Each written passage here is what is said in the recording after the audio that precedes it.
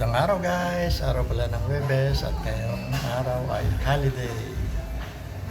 So tayo ay lalabas lang at meron tayo isang pupuntahan dyan sa San Mateo. So let's go guys! Yes, go na tayo papunta ng San Mateo.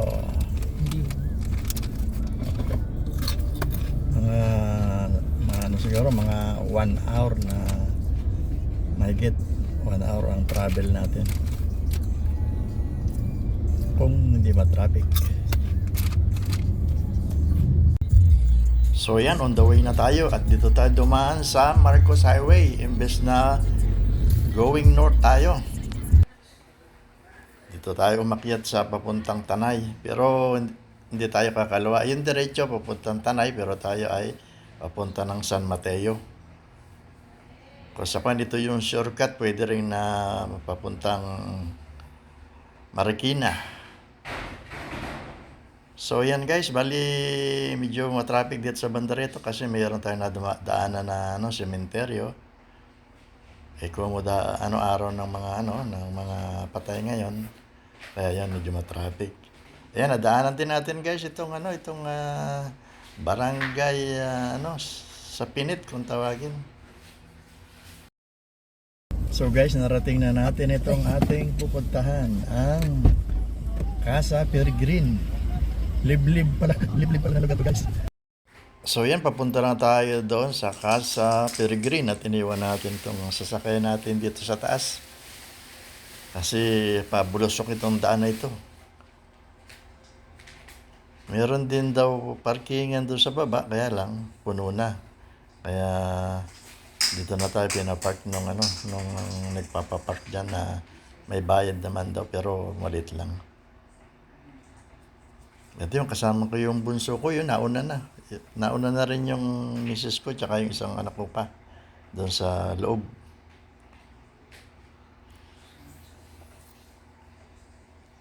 Hirap dito pag aakyat mo. Kasi matarik. Pero may service naman daw naghahatid ng mga pumupunta dyan. Paakyat. At yan guys, narating natin itong pinaka-entrance ng Casa Peregrine.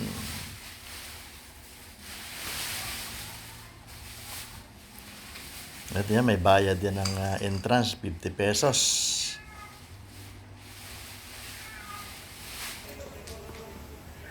Ayan, pababa na tayo. Nadaanan natin itong mga palamuti sa daanan.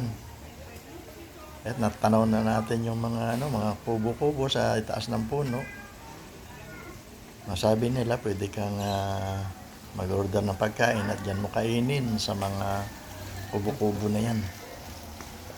Kape ka na po sa kanina, kahanap na ako kape.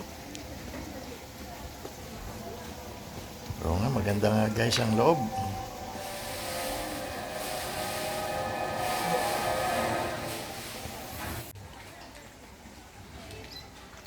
Sabi nila, pwede ka rin daw dito na mag-overnight. Kasi mayroon ding pwede ka dyan na pag-stayan, mga kwarto-kwarto na pwedeng pagtulugan. Ayun, ganda guys, nung natatanaw ko na yan sa may bandang ibaba. Yung mga bulubundukin.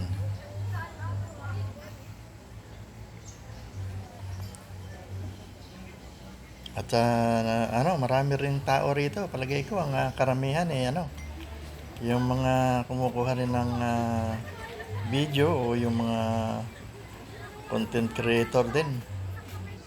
Kasi kanya-kanyang picturan din eh. Ayan guys, so ito yung parang view deck na tinatawag. Ayan, napakaganda ng mga bulubundukin na yan. Talagang may inganyo ka na pumunta rito.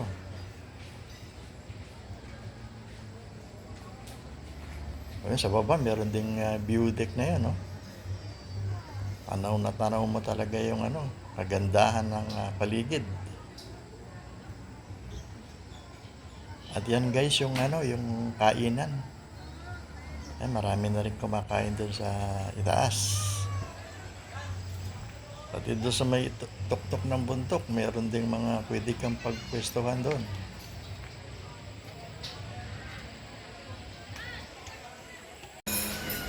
At guys, dahil gutom na tayo pagpunta rito.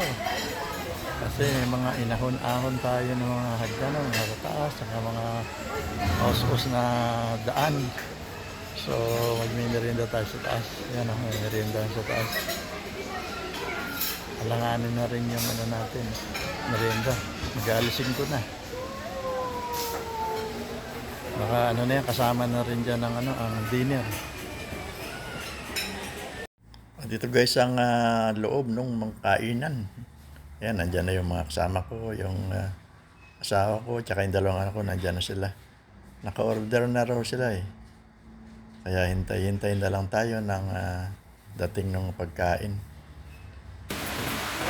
So, picture muna tayo dito sa paligid. Yan. Yan, maganda ng mga silya niya. Yan guys, mula dito sa kainan, makikita mo lalo yung ganda ng mga bulubundukin. Medyo ano na, padilim na kaya hindi na ganun kaliwanag yung ano, yung kuha mo diyan sa ano sa pag bibidyo natin. Pero aninag mo pa rin yung ganda ng bundok. Pero kahit hapon na, patuloy pa rin ang dating ng tao.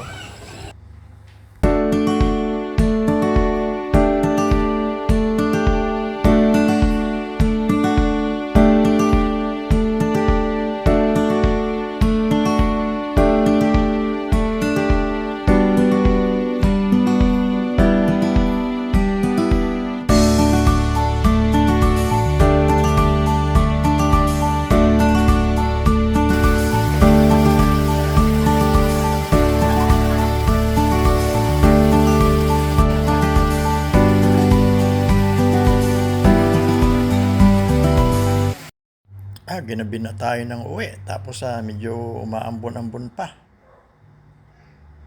Pero hindi naman siguro lalakas na yung ano, yung ulan na yan. Sana naman kasi dito sa ano pala rito sa lugar na ito, ano guys, makikitid lang ang mga daan.